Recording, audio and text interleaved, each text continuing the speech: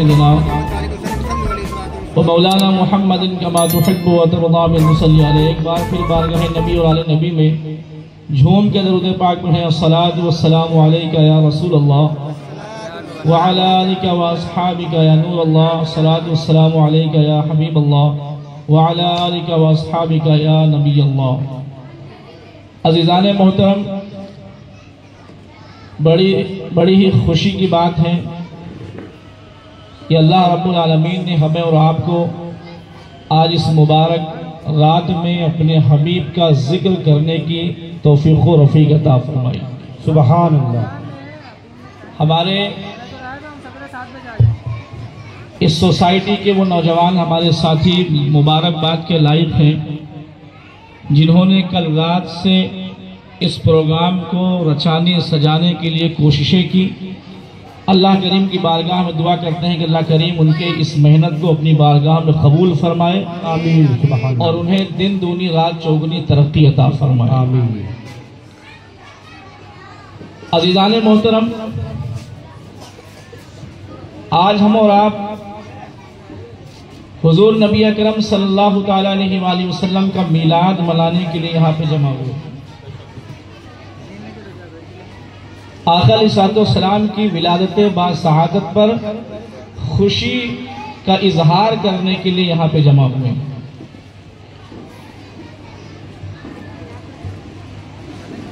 ہمارے یہاں مسلمانوں میں دو طرح کی جماعتیں پائی جاتی ہیں. کچھ میلاد کے قائل ہیں، کچھ میلاد کے عدم جواز کے قائل ہیں.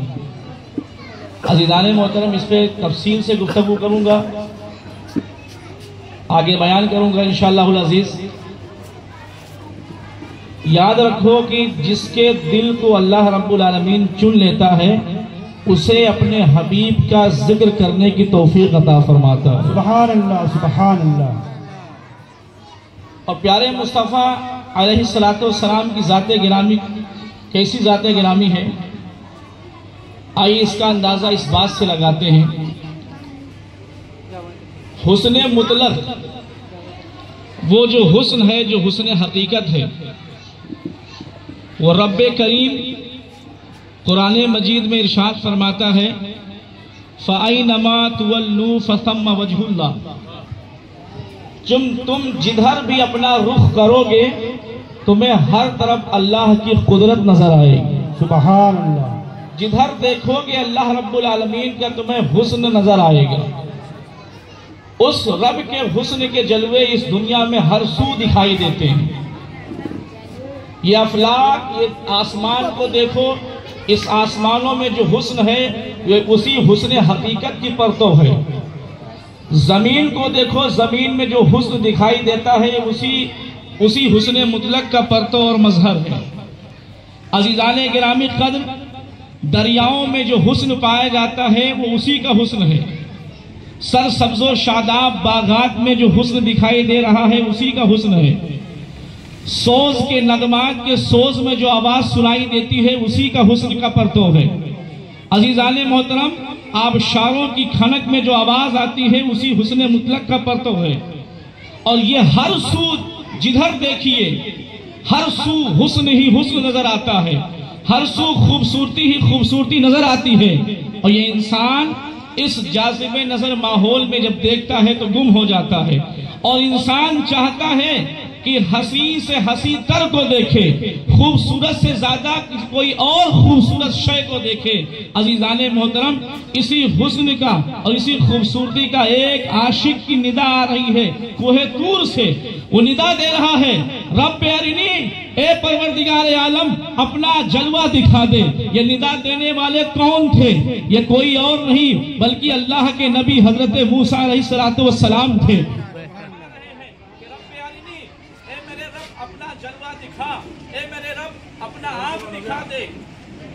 محمد معدل الجود والکرم والہ وبارک وسلم. ایک بار پھر سے ذرا جی لگا کے درود پاک پڑھیں. اللہم صلی وسلم وبارک علی سیدنا و مولانا محمد معدل الجود والکرم والہ وبارک وسلم. عزیزان گرامی قدر، تو میں عرض کر رہا تھا کہ اس کائنات ہست و بود میں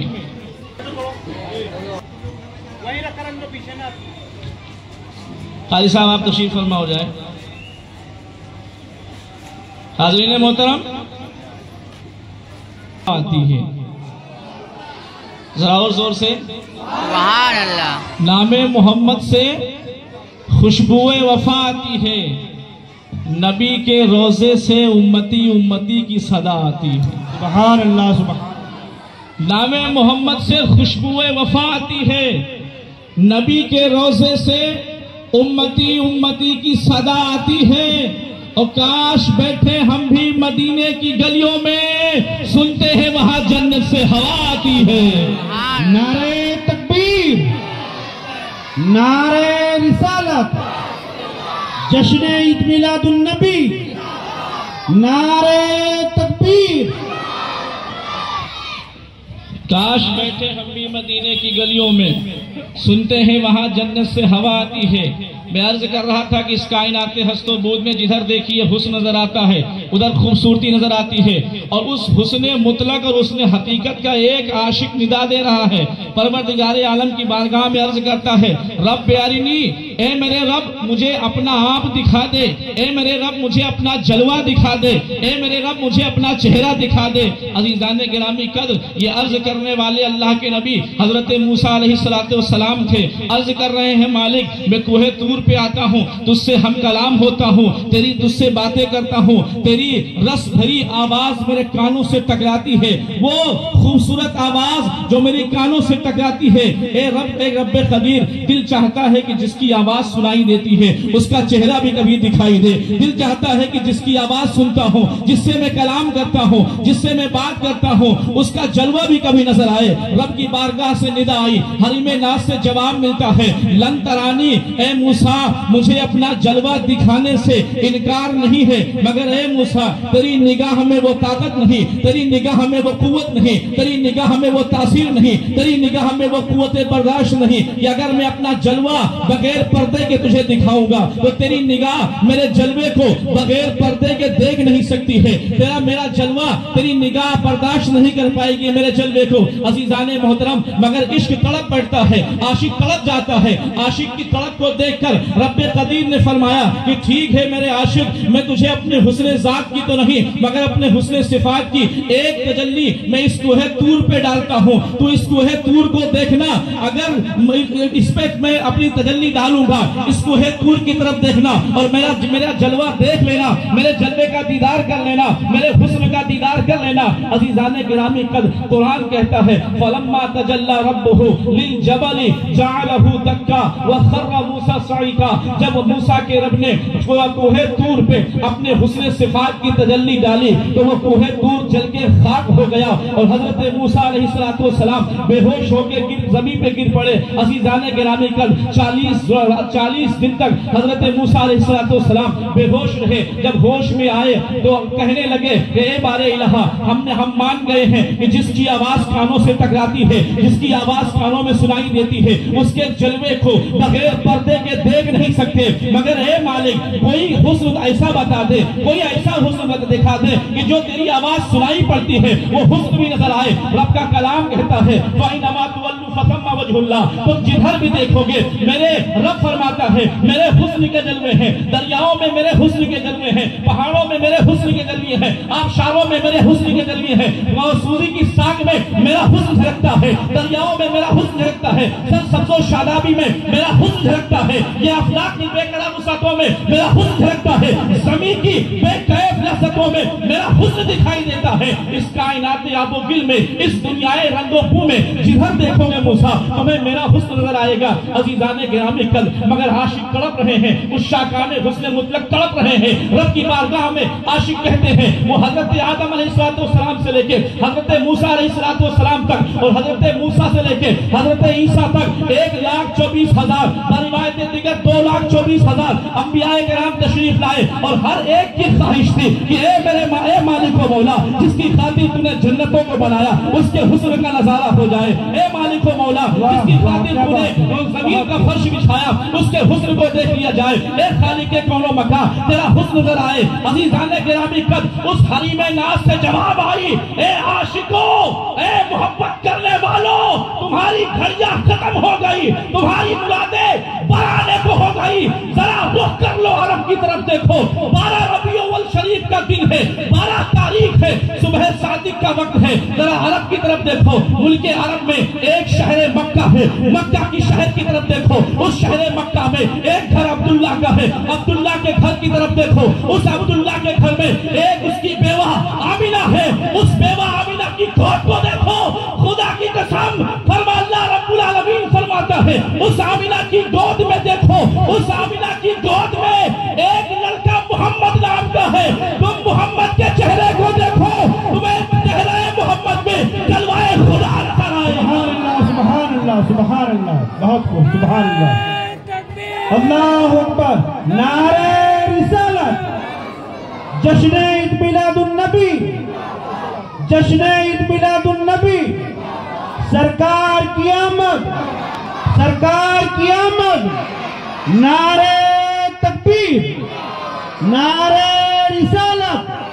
مولانا فیضان احمد صدیقی صاحب قبلہ. نعرہ تکبیر. علامہ اقبال فرماتے ہیں اے حقیقت منتظر، اے حقیقت منتظر نظر آ لباس مجاز میں، اے حقیقت منتظر نظر آ لباس مجاز میں، کہ کتنے سجدے تڑپ رہے ہیں تیری جبین نیاز کو. سبحان. کہ کتنے سجدے تڑپ رہے ہیں تیری جبین نیاز کو.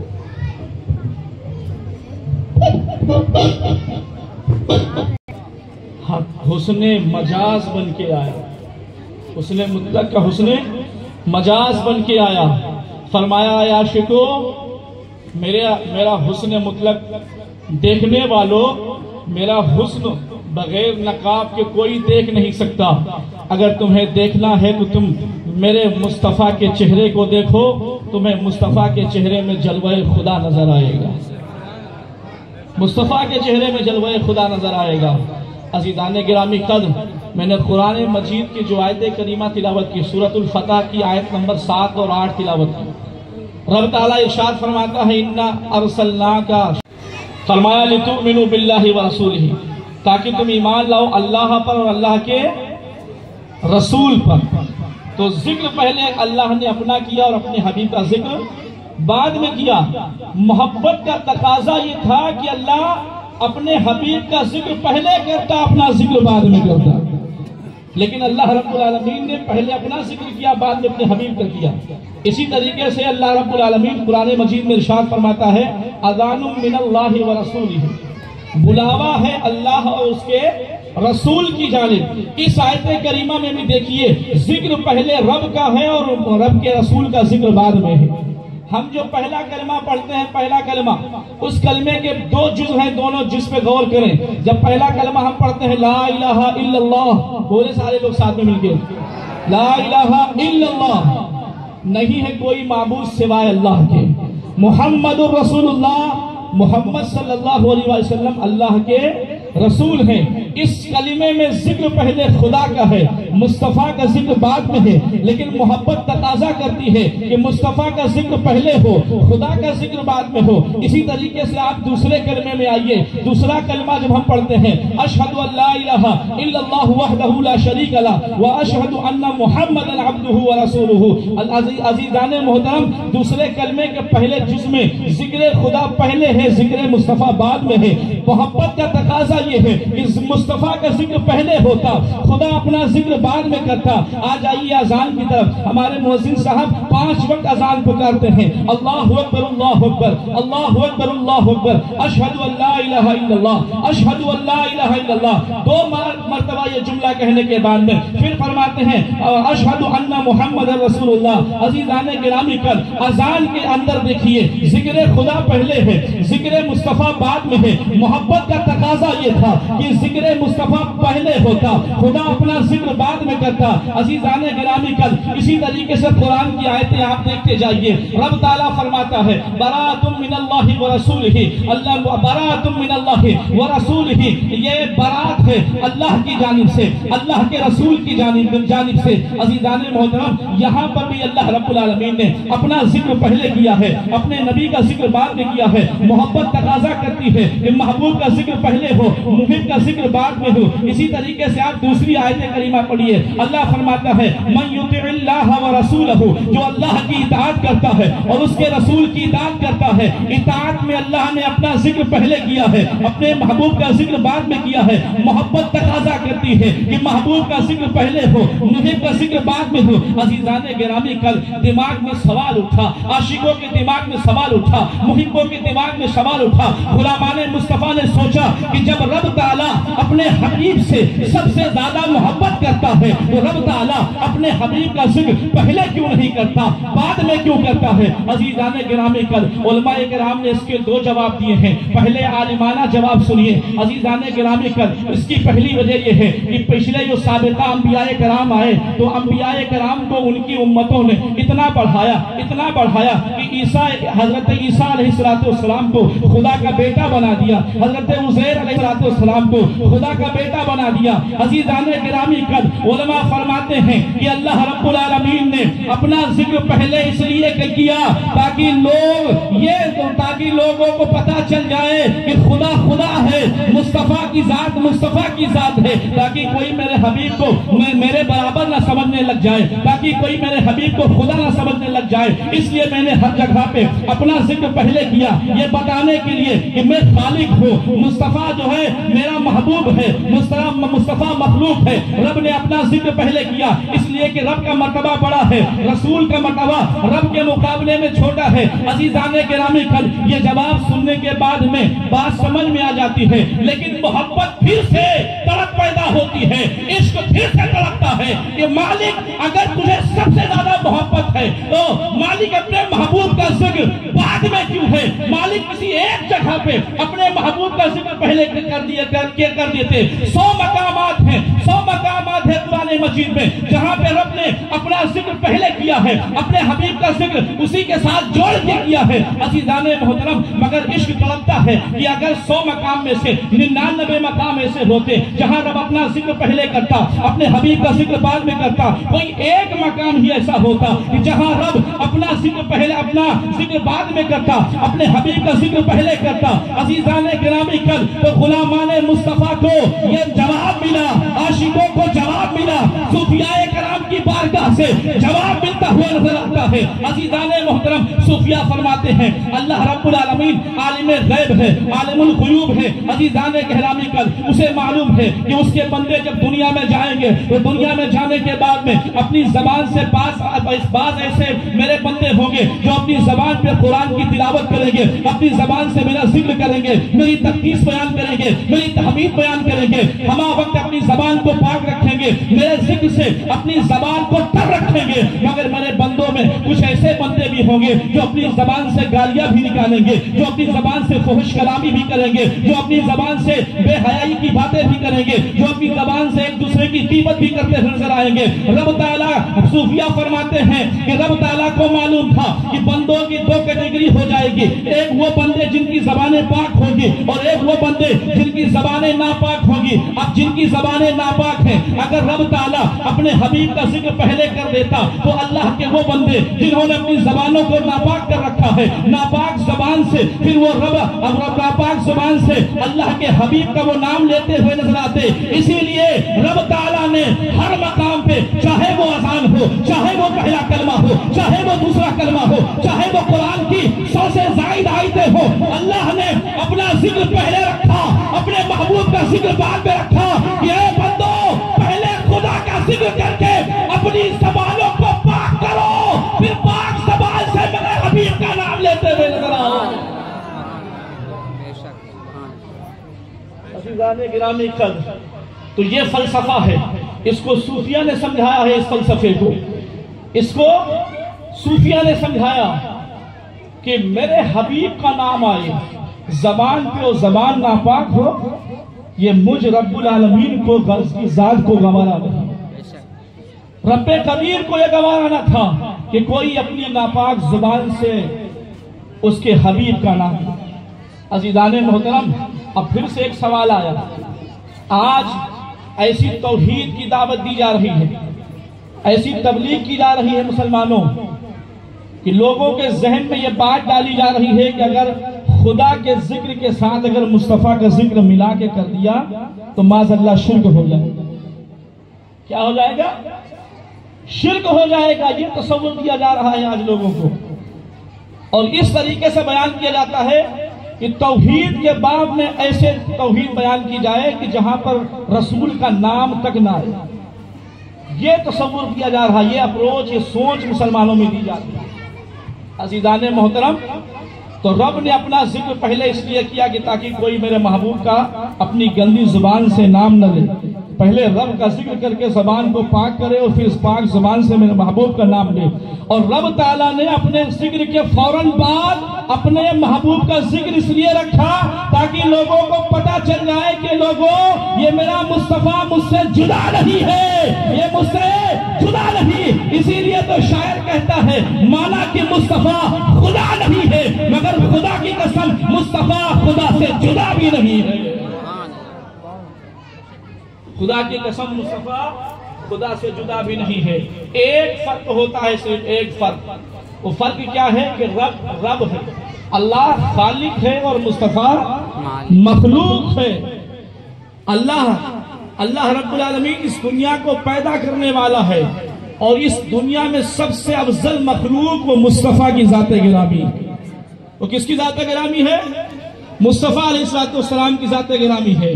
بس عابد اور معبود کا فرق ہے، ورنہ قرآن کہتا ہے کہ مصطفیٰ کا در وہی خدا کا در ہے، مصطفیٰ کی اطاعت وہی خدا کی اطاعت ہے، مصطفیٰ کی محبت وہی خدا کی محبت ہے، مصطفیٰ سے الفت وہی خدا سے الفت ہے. جس کو خدا تک پہنچنا ہے وہ مصطفیٰ کے در پہ آئے. جو مصطفیٰ کے در کو خدا تک پہنچنا چاہتا ہے، نہ در مصطفیٰ پہ پہنچتا ہے نہ در خدا پہ پہنچتا ہوا نظر آتا ہے، وہ کہیں نہیں ملتا. عزیزان محترم، اب اللہ فرماتا ہے لِتُؤْمِنُوا بِاللَّهِ وَرَسُولِهِ، تاکہ تم لوگ ایمان لاؤ اللہ اور اس کے رسول پر ایمان لاؤ. ایمان لانے کے باب میں اب آگے دیکھیے، اللہ کی کلام پہ غور کیجئے. اللہ ارشاد فرماتا ہے وَتُعَزِّرُوهُ وَتُوَقِّرُوهُ وَتُسَبِّحُوهُ بُكْرَةً وَأَصِيلًا، تاکہ تم اللہ اور اس کے رسول پہ ایمان لے کر آؤ اور لِتُؤْمِنُوا بِاللَّهِ وَرَسُولِهِ وَتُعَزِّرُوهُ وَتُوَقِّرُوهُ، اور میرے اس محبوب کی عزت کرو، اس میرے محبوب کی توقیر کرو. اور اس کے بعد اللہ فرماتا ہے وَتُسَبِّحُوهُ بُكْرَةً وَأَصِيلًا، اور صبح و شام اللہ کی تم تسبیح بیان کرو، اللہ کی تسبیح بیان کرو. اللہ رب العالمین مومنین سے فرما رہا ہے، مومنین سے، مومنوں ایمان لانے کے بعد میں تمہارے لیے میرا جو حکم ہے وہ دو ہے حکم. ایمان لانے کے بعد مومنین سے رب تعالیٰ نے فوراً یہ نہیں کہا کہ میرا ذکر صبح و شام کرو، بلکہ رب تعالیٰ فرماتا ہے پہلا حکم اللہ رب العالمین نے دیا کہ میرے محبوب کی توقیر کرو، میرے محبوب کی تعظیم کرو، میرے محبوب کا ادب کرو، اور اس کے بعد پھر میری عبادت کرو، پھر صبح و شام میری تسبیح بیان کرو. عزیزان محترم، یاد رکھیے میں نے اس پہ کئی دن میں نے گفتگو کی. آپ کو ڈیٹیل سے اس بات کو سمجھاتا ہوں. کسی انسان کا جب دوسرے انسان سے تعلق ہوتا ہے تو دو طرح کا ہوتا ہے. بڑے غور سے بات کو سنیے گا. دو طرح کا تعلق ہوتا ہے. ایک تعلق سامنے والے انسان سے اس کی ذات سے ہوتا ہے، اور ایک تعلق اس کی تعلیمات سے ہوتا ہے. ذات سے جو تعلق ہوتا ہے مسلمانوں وہ محبت والا ہوتا ہے، ادب والا ہوتا ہے، اور تعلیمات سے جو تعلق ہوتا ہے وہ عمل والا ہوتا ہے. اور ہم بلا تشبیہ و بلا مثال ہمارا جو تعلق ہے ہم امتی کا اپنے رسول صلی اللہ علیہ وسلم سے جو تعلق ہے وہ تعلق دو طرح کا. ایک حضور کی ذات سے الفت و محبت والا تعلق ہے، اور اسے قرآن نے بیان کیا ہے اور صحابہ اکرام نے اس پر عمل کر کے دکھایا ہے. اور دوسرا تعلق ہمارا جو ہے اپنے نبی کے ذات سے، آپ کی تعلیمات سے ہے. تعلیمات سے جو تعلق ہوتا ہے وہ عمل والا تعلق ہوتا ہے. اسی بات کو ہم بڑی ڈیٹیل کے ساتھ سمجھیں گے.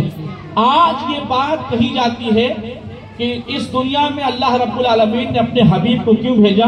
تاکہ انسانوں کو ہدایت ملے، اپنی سیرت دے، لوگوں کو کھانا کھانے کا طریقہ معلوم ہو، لوگوں کو زندگی بسر کرنے کا طریقہ معلوم ہو، اپنی فیملی کے ساتھ کیسے رہنا ہے یہ طریقہ معلوم ہو.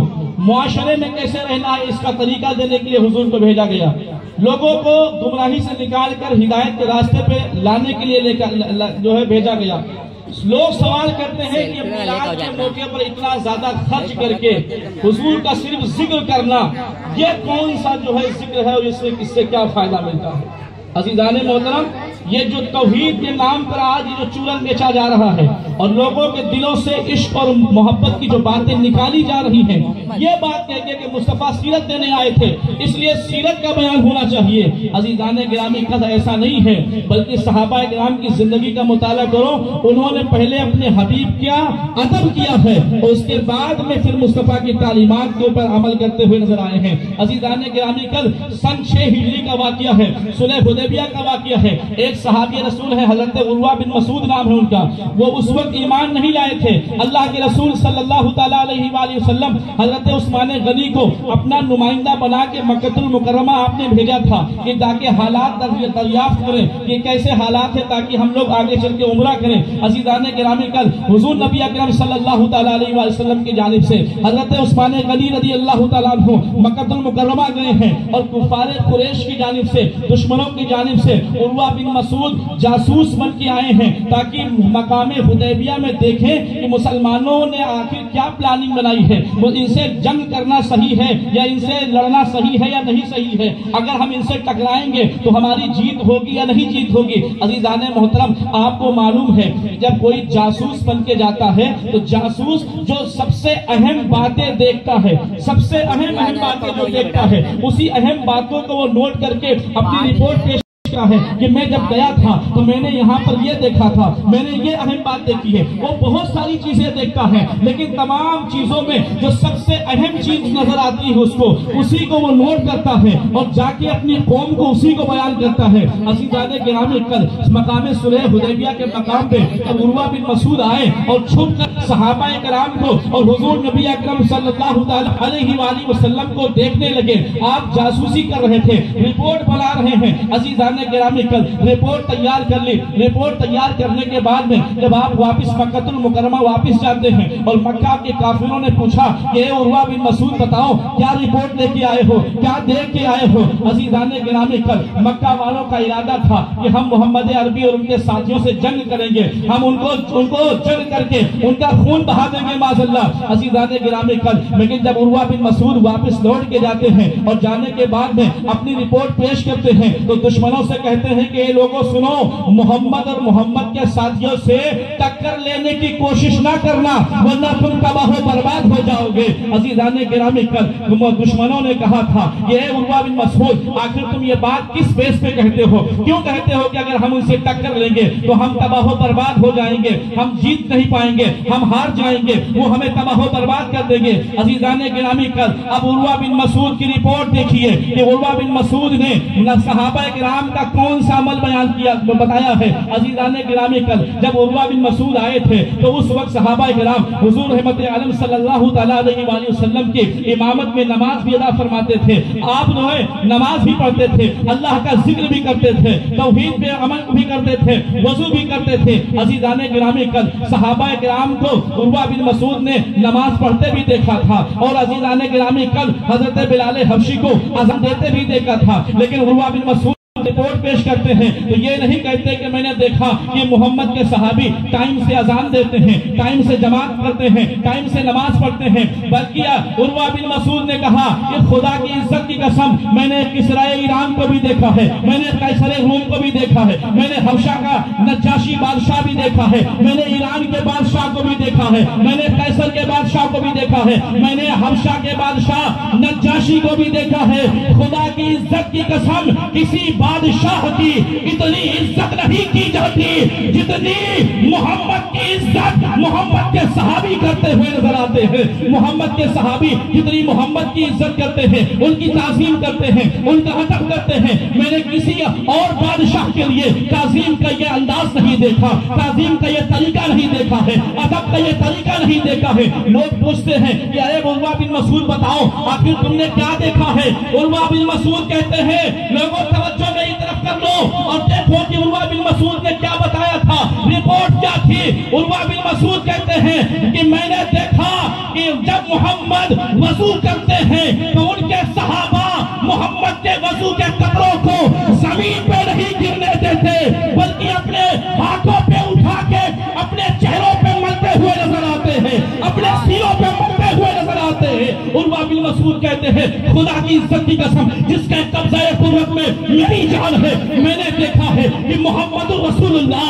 جب اپنی ناک مبارک کو پھینکتے ہیں تو صحابہ حضور کی ناک مبارک کو زمین پہ نہیں گرنے دیتے، بلکہ اسے اپنے ہاتھ سے لے کے اپنے چہرے پہ ملتے ہوئے نظر آتے ہیں، اور وہ حضور کی بارگاہ میں ایسے بیٹھتے ہیں جیسے ان کے سروں پہ پرندے بیٹھے ہو۔ عزیزان محترم، سروں پہ پرندے کب بیٹھیں گے؟ جب انسان اتنے اطمینان و سکون کے ساتھ بیٹھے گا کہ پرندے کو لگے گا کہ یہ انسان نہیں بلکہ پتھر ہے۔ اس طریقے سے اپنے کسی بدن کے کسی حصے کو جب وہ جنبش نہیں کرے گا، حرکت نہیں دے گا، تو پرندہ آ کے اس انسان کو پتھر سمجھ کے اس کے سر پہ بیٹھ جائے گا۔ مصطفیٰ عروہ بن مسعود کہتے ہیں محمد کے ساتھی محمد کے سامنے ایسے بیٹھتے ہیں گویا ان کے سروں پہ پرندے بیٹھے ہو۔ اے لوگوں، محمد اور محمد کے ساتھی سے ٹکر لینے کی کوشش مت کرنا۔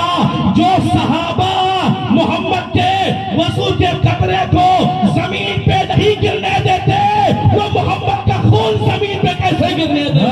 سبحان اللہ، نعرہ تکبیر، نعرہ رسالت، مقام مصطفیٰ، عظمت مصطفیٰ، آمد مصطفیٰ، نعرہ تکبیر، نعرہ رسالت۔ ہم کو لگتا ہے ابھی ہم نہیں تھکے ہیں، ایک موٹا کیسا زور سے لگائیں، کم سے کم لگے تو یہ بیدار۔ نعرہ تکبیر اور محبت جواب دے نعرے کا، تاکہ آپ کے خطیب امام صاحب کو یہ احساس ہو جائے کہ ہم لوگ دل جمعی کے ساتھ سن رہے ہیں، جاگ رہے ہیں، سو نہیں رہے ہیں۔ نعرہ تکبیر، نعرہ رسالت، نعرہ رسالت، جشن عید میلاد النبی، نعرہ تکبیر، نعرہ رسالت۔ سبحان اللہ۔ عزیزان گرامی، کل اب آپ دیکھیں کہ عروہ بن مسعود نے کیا رپورٹ پیش کی تھی۔ حضور کی تعلیمات پر صحابہ کتنا عمل کرتے ہیں یہ رپورٹ پیش کی تھی، یا صحابہ اپنے نبی کی کتنی تعظیم کرتے ہیں یہ رپورٹ پیش کی تھی؟ بتائیں ذرا، کتنی تعظیم کرتے ہیں یہ رپورٹ پیش کی گئی تھی۔ عزیزان محترم، اب میں آپ کو مثالوں سے سمجھاتا ہوں، بات ایک دم سمجھ میں آ جائے گی، آپ کو بات بالکل سمجھ میں آ جائے گی۔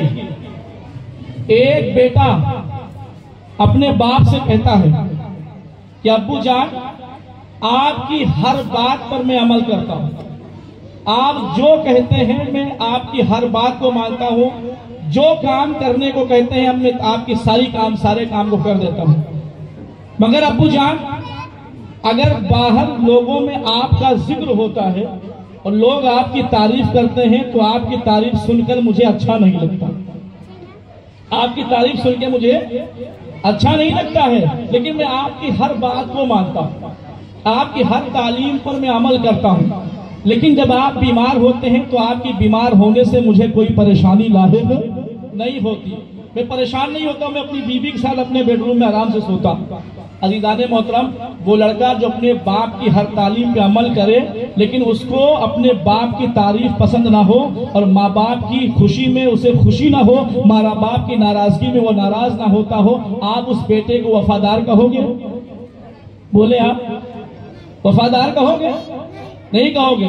اب اس کے دوسری مثال لے لیجیے آپ، اور اپنا جو حال ہے اس حال کو بھی دیکھ لیجیے۔ دوسری مثال، ایک بیٹا ایسا ہے جو اپنے باپ کی بڑی تعریفیں کرتا ہے، باہر نکلتا ہے اور کوئی اس کے باپ کی تعریف کرتا ہے تو بہت خوش ہوتا ہے، ہمیشہ اپنے باپ کا ذکر کرتا ہے، سب کچھ کرتا ہے، باپ کو خوش بھی کرتا ہے، ہر چیز کرتا ہے، لیکن جب باپ اسے کوئی کام کو کہتا ہے تو بیٹا باپ کے حکم کو نہیں مانتا، باپ کی تعلیم پہ ایک تعلیم پر بھی عمل نہیں کرتا۔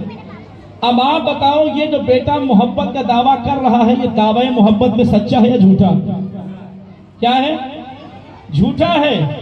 عزیزان محترم، پہلے والے بیٹے نے باپ کی تعلیمات پر عمل کیا، مگر اس کو باپ کی ذات سے محبت نہیں تھی، باپ کی تعریف اسے ہضم نہیں ہو رہی تھی، دوسرے والے بیٹا اس نے محبت کا دعویٰ کیا اور اپنے باپ کا تذکرہ کرنا شروع کر دیا، لیکن جب لوگوں نے دیکھا تو کیا دیکھا کہ وہ اپنے باپ کے کسی بات پر عمل نہیں کر رہا ہے، تو لوگ کہیں گے کہ یہ محبت پہ جھوٹا ہے۔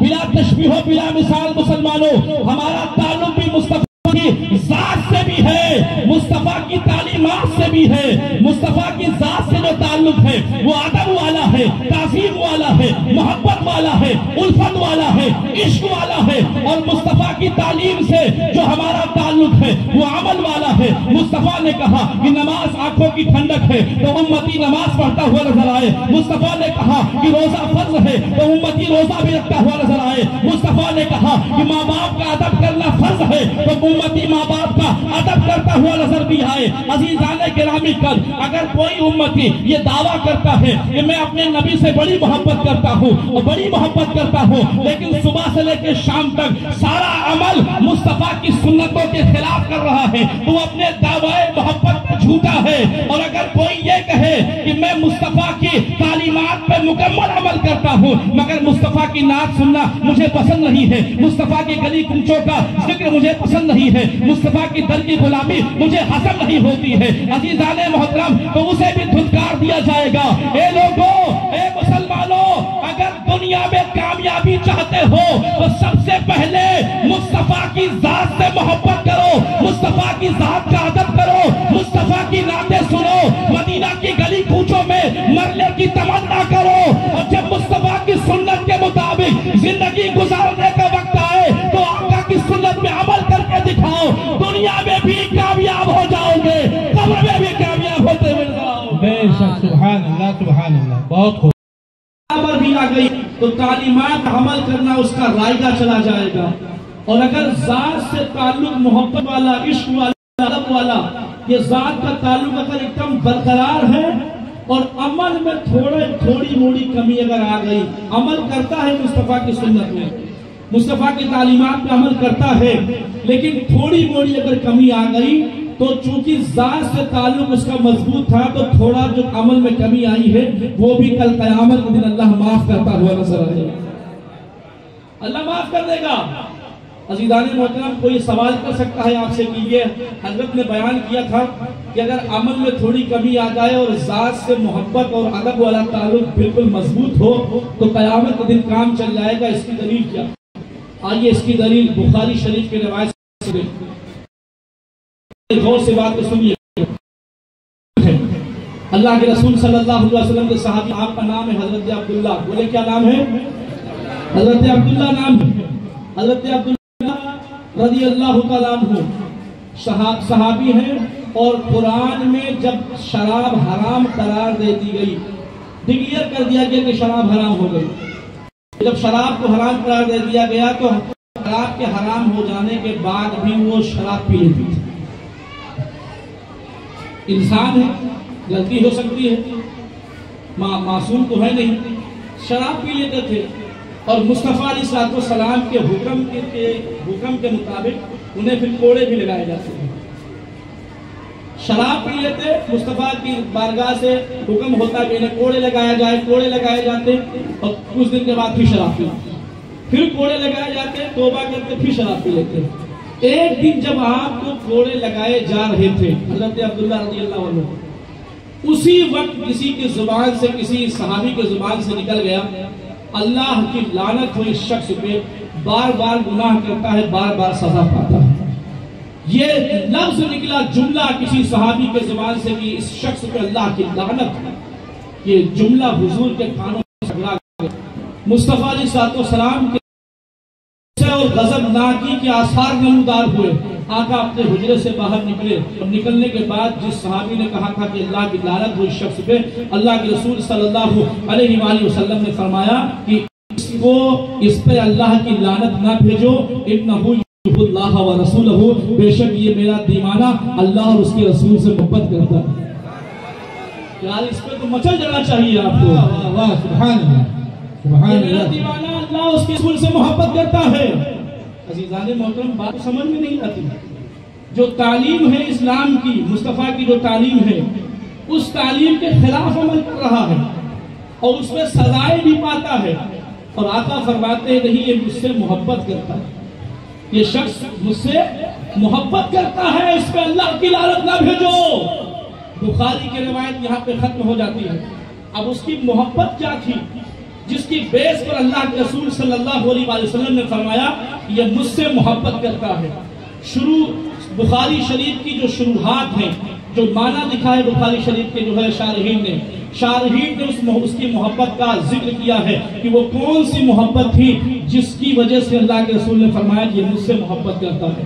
عزیزان محترم، شارحین لکھتے ہیں کہ وہ سارا کا سارا دن وہ مصطفیٰ علیہ السلام کی بارگاہ میں بیٹھا رہتا تھا، کام کاج کچھ نہیں کرتا تھا، کوئی ایک پیسے کا کام نہیں کرتا تھا، صبح سے لے کے شام تک مصطفیٰ کی بارگاہ میں بیٹھا رہتا، جب شام ہوتی تو اپنے گھر چلا جاتا، جانے کے بعد سو جاتا، صبح جیسے ہوتی مصطفیٰ کی بارگاہ میں آ کے پھر بیٹھ جاتا، صبح سے لے کے شام تک مصطفیٰ کی بارگاہ میں بیٹھا رہتا۔ وہ دیکھتا تھا کہ لوگ آتے ہیں مصطفیٰ علیہ السلام کی بارگاہ میں، اپنے ٹکڑے لے کر آتے ہیں، اپنی پریشانی لے کے آتے ہیں، اپنی مصیبتیں لے کر آتے ہیں۔ اللہ کے رسول صلی اللہ علیہ وسلم سب کے ٹکڑے سن رہے ہیں، سب کی مصیبتوں کو سنتے ہیں، سب کے سکھ کو سنتے ہیں اور سب کا بوجھ ہلکا کرتے ہیں۔ اور جب سب کا بوجھ ہلکا کرتے کرتے جب اللہ کے رسول صلی اللہ علیہ وسلم کے چہرے مبارکہ پہ تھکان کے کچھ آثار دکھائی دینے لگ جائے، جب وہ دیکھتا تھا کہ لگتا ہے کہ حضور اب تھک گئے ہیں، کافی دیر سے حضور لوگوں کی فریادیں سن سن کے اب حضور تھک گئے ہیں، تو جب دیکھتا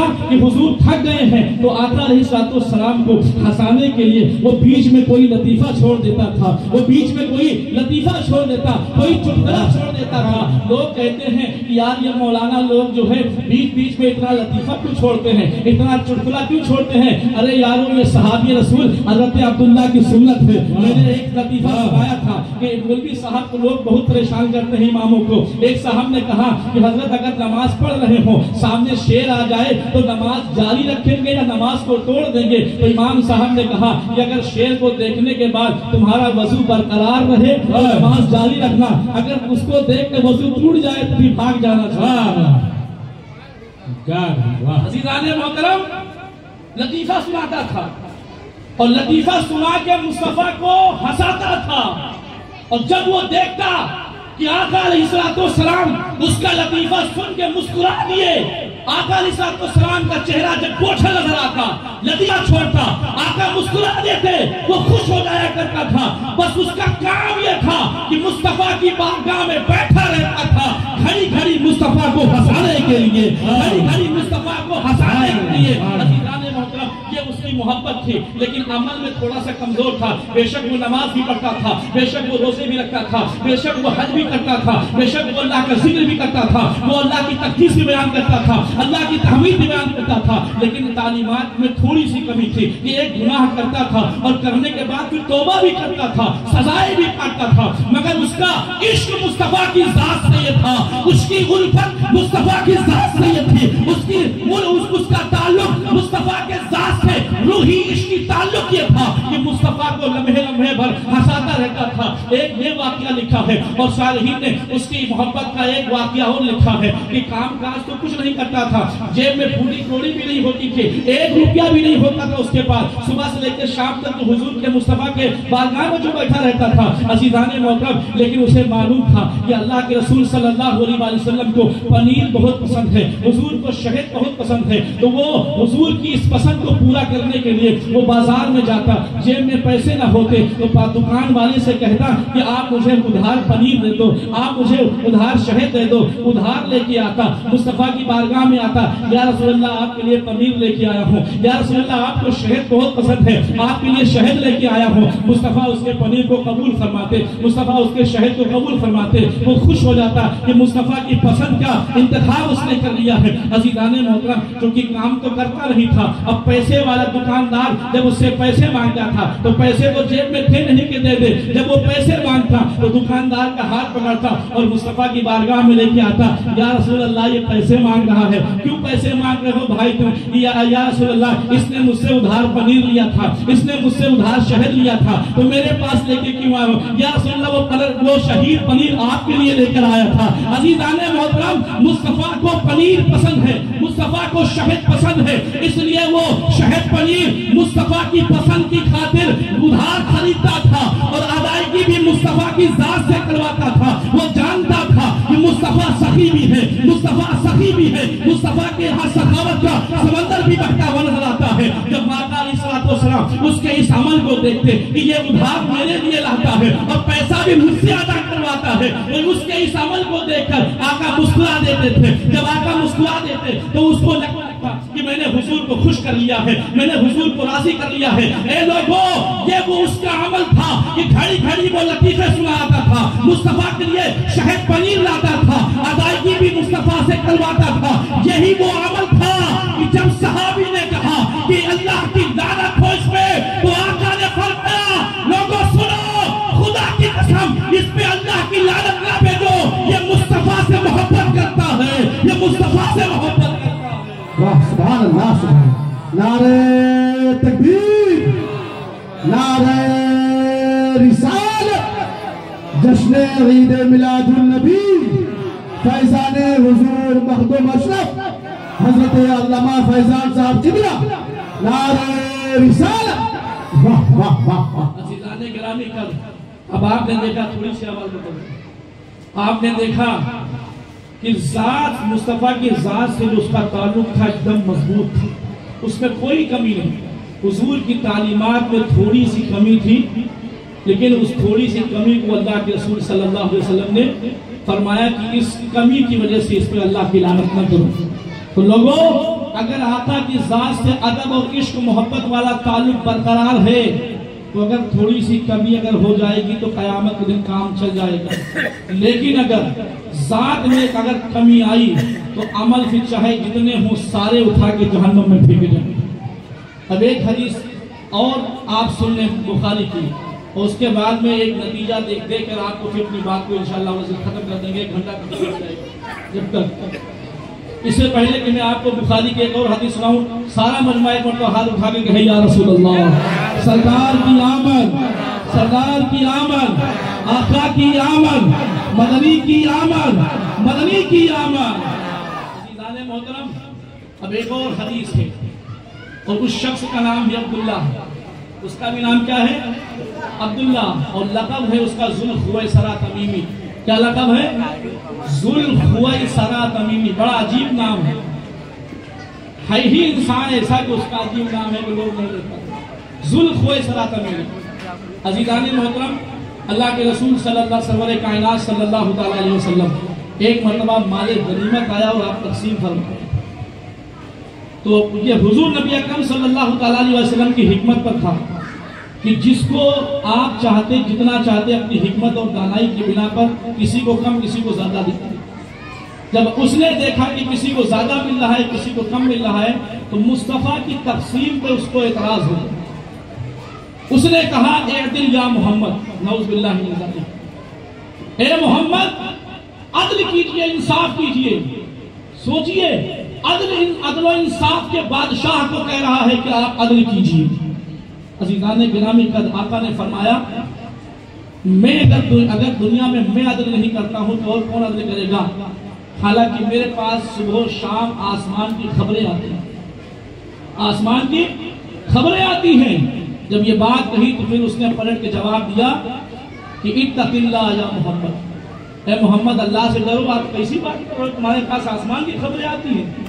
عزیزان محترم, اور اس کے بعد مصطفیٰ علیہ السلام کی گستاخی کرتے ہوئے وہ حضور نبی اکرم صلی اللہ علیہ وسلم کے چہرے مبارکہ کی طرف اپنی پیٹھ کو کر کے اور جانے لگا, پیٹھ کر کے جانے لگا. حضرت عمر فاروق اعظم رضی اللہ تعالیٰ عنہ کھڑے دیکھ رہے تھے. میان سے تلوار کھینچی, یا رسول اللہ آپ اجازت دیں میں اس منافق کی گردن اڑا دوں. اللہ کے رسول صلی اللہ علیہ وسلم نے فرمایا کہ نہیں, اس کو جانے دو. اور آقا نے فرمایا کہ لوگوں اس کو دیکھ لو, اس کو پہچان لو, اس کی علامتوں کو دیکھ لو. اس کی نسل سے ایک قوم آئے گی اور وہ قوم قیامت تک باقی رہے گی, اور اس قوم کا حال یہ ہوگا یقرؤون القرآن, وہ قوم قرآن کی تلاوت کرے گی, اتنی قرآن کی تلاوت کرے گی اور اللہ کی اتنی عبادت کرے گی, اتنی عبادت کرے گی. آقا فرماتے ہیں اپنے صحابہ سے, یاد رکھو مسلمانوں کہ اس امت میں صحابی سے بڑا عبادت گزار کوئی دنیا میں نہیں ہے. صحابی سے بڑا عبادت گزار کوئی دنیا میں نہیں ہے. آقا فرماتے ہیں اپنے صحابی سے کہ میرے صحابہ تم اس کی نسل سے آنے والی قوم کی عبادتوں کو اگر تم دیکھو گے تو ان کی عبادتوں کو دیکھ کر اپنی عبادتوں کو تم کم سمجھو گے.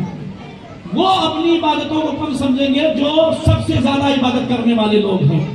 عزیزان محترم، اور آقا نے فرمایا کہ یہ لوگ دین سے ایسے نکلے ہوں گے جیسے تیر شکار سے نکل جاتا ہے.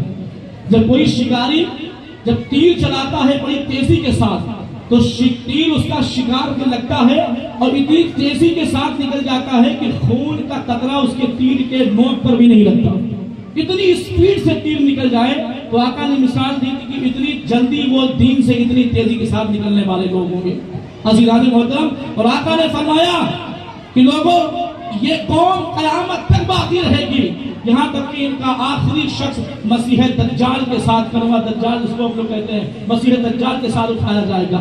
عزیزان محترم، حضور نے فرمایا کہ اس کو دیکھو، اس کی علامتوں کو دیکھ لو اور دیکھ لو اس کی علامتوں کو. اب آئیے ذرا دیکھتے ہیں کہ اس کی علامتوں کو اللہ جو صحابہ کرام نے بیان کیا. صحابہ کرام نے فرمایا کہ اس کا ماتھا جو تھا پیشانی، اس کی پیشانی چوڑی تھی، اس کے گال اٹھے ہوئے تھے، اس کی داڑھی بہت زیادہ گھنی ہوئی تھی، اس کے جو ہے ماتھے پہ کالا نشان تھا. اور عزیزان گرامی کل صحابہ فرماتے ہیں کہ اس کا جو تہبند تھا وہ آدھی پنڈلی تک اٹھا ہوا تھا. اس نے پنڈلی کے آدھی پنڈلی تک اپنا تہبند اٹھایا ہوا تھا. عزیزان محترم، اور آقا فرماتے ہیں کہ اس سے آنے والی جو قوم ہوگی وہ بہت عبادت کرے گی. عزیزان گرامی کل اس سے ہمیں سبق کیا ملتا ہے کہ وہ شخص جس نے اللہ کے رسول صلی اللہ علیہ وسلم سے کہا تھا کہ اے محمد آپ عدل و انصاف کیجئے، اور جب آقا نے کہا کہ میں عدل نہیں کروں گا تو کون کرے گا، آسمان کی خبریں محمد کے پاس آتی ہے تو اس نے کہا کہ اللہ سے ڈریے، آپ کیسی باتیں کر رہے ہیں. عزیزان محترم، وہ نماز پڑھتا تھا، وہ روزہ رکھتا تھا، وہ حج کرتا تھا، وہ زکات کی ادائیگی کرتا تھا، وہ لباس بھی اسلامی طرز عمل پر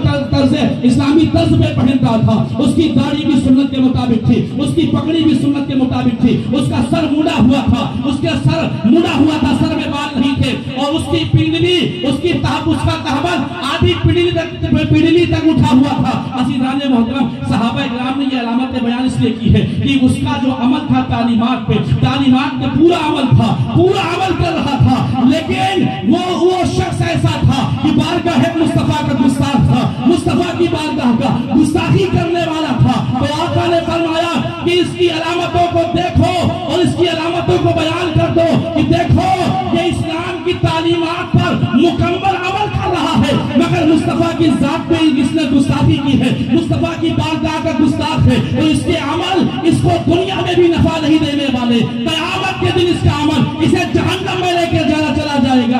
عزیزان محترم، اب سوال ذہن میں یاد آتا ہے کہ اگر ساری نجات مصطفیٰ کی ذات سے ادب پر ہے، ساری نجات مصطفیٰ کی ذات کی معرفت پہ ہے، ساری نجات مصطفیٰ کی ذات کے عشق پر ہے، تو پھر ہم عمل کیوں کریں؟ ہم ہمیشہ محمد کریں گے، ہم ہمیشہ نعتیں پڑھیں گے، ہم ہمیشہ میلاد مصطفیٰ پڑھیں گے. عزیزان محترم، پھر نمازیں کیوں فرض کی گئی؟ عزیزان گرامی قدر یاد رکھو، جب قبر میں جائیں گے تو فرشتے 3 سوال کریں گے. پہلا سوال ہوگا من رب کا، تمہارا رب کون ہے؟ دوسرا سوال ہوگا ما دین کا، تمہارا دین کیا ہے؟ تیسرا سوال ہوگا ما کنت تقولو فی شان ھذا الرجل، اس آدمی محمد کے بارے میں تو کیا کہا کرتا تھا. عزیزان محترم، اگر بندہ مومن سے سوال کیا جائے گا، پہلا سوال کا جواب دے دے گا تو تب بھی اس سے دوسرا سوال پوچھا جائے گا، اور اگر پہلا سوال کا جواب نہیں دے پائے گا پھر بھی دوسرا سوال پوچھا جائے گا. اگر وہ شخص دوسرے سوال کا جواب دے گا تو تب بھی تیسرا سوال پوچھا جائے گا. اگر جواب نہیں دے پائے گا پھر بھی تیسرا سوال پوچھا جائے گا. اس کے جنت اور دوزخی ہونے کا فیصلہ تیسرے سوال پر ہوگا، تیسرے سوال کے جواب پر ہوگا. اگر قبر میں امتی کو مصطفیٰ کی معرفت حاصل ہو جائے گی تو اس امتی سے کہا جائے گا کہ دیکھ تیرا ٹھکانہ جہنم میں تھا، لیکن چونکہ تو نے مصطفیٰ کی پہچان حاصل کر لی، تجھے مصطفیٰ کی پہچان ہے، اس لیے تیرا ٹھکانہ جہنم سے بدل کے اب جنت میں کر دیا جائے گا. عزیزان محترم، اگر معرفت مصطفیٰ پہ نجات ہے قبر میں اور حشر میں بھی نجات ہے تو اللہ رب العالمین نے ہمارے اوپر نماز کیوں فرض کی ہے، ہمارے اوپر روزہ کیوں فرض کیا ہے، ہمارے اوپر زکات کیوں فرض کی ہے، ہمارے اوپر مصطفیٰ کی سنتوں کی پابندی کیوں لگائی ہے. یاد رکھو مسلمانوں، نجات مصطفیٰ کی ذات پر ہی ہے، قبر میں میں بھی نجات مصطفیٰ کی ذات سے ہے، مصطفیٰ کی ذات کی پہچان پہ ہے، حشر میں بھی نجات مصطفیٰ کی ذات کی پہچان پر بھی ہے، لیکن قبر میں اسی کو مصطفیٰ کی پہچان ہوگی جس نے زندگی میں سنت کے مطابق اپنی زندگی گزاری ہوگی۔ اے لوگوں، یہ بات مسلم ہے کہ مصطفیٰ کی جسے پہچان ہوگی وہ قبر میں چھوڑ دیا جائے گا، مگر قبر میں جب شخص جائے گا اگر گناہ کر کے گیا ہے، نمازیں چھوڑ کے گیا ہے، روزے چھوڑ کے گیا ہے، زکوٰۃ چھوڑ کے گیا ہے، مال حرام کھا کے گیا ہے، پڑوسی کا مال کھا کے گیا ہے، بھائی کا مال ہڑپ کر کے گیا ہے، گناہوں بھری زندگی گزار کے گیا ہے، تو جب اس سے تیسرا سوال پوچھا جائے گا، بتا اس شخص محمد کے بارے میں تو کیا کہتا تھا؟ عزیزان محترم، وہ گنہگار شخص کو آقا کی پہچان حاصل نہیں ہوگی، آقا علیہ السلام کو وہ پہچان نہ سکے گا، اور اس کے قبر کو جہنم کا گڑھا بنا دیا جائے گا۔ یاد رکھو مسلمانوں، پہچان اگر چاہتے ہو کہ قبر میں مصطفیٰ کی ہو تو نماز پڑھو۔ ارے قبر میں جب تیسرا سوال پوچھا جائے گا تو نماز کہے گی بندے پہچان یہ محمد رسول اللہ ہے، نماز کہے گی بندے پہچان یہ محمد رسول اللہ ہے، روزہ پکار کے کہے گا بول بندے بول یہ محمد رسول اللہ ہے، زکوٰۃ کہے گی بندے پہچان کے یہ محمد رسول اللہ ہے، مصطفیٰ کی ذات پر درود و سلام پکار کے کہے گا اے بندے کہتے یہ محمد رسول اللہ کی ذات ہے۔ سبحان اللہ سبحان اللہ، نعرہ تکبیر، نعرہ رسالت، جشن عید میلاد النبی، سرکار کی آمد، آقا کی آمد، دہتا کی آمد، حضور کی آمد، پرنور کی آمد، سرور کی آمد، دلبر کی آمد، دلدار کی آمد، ذرا سے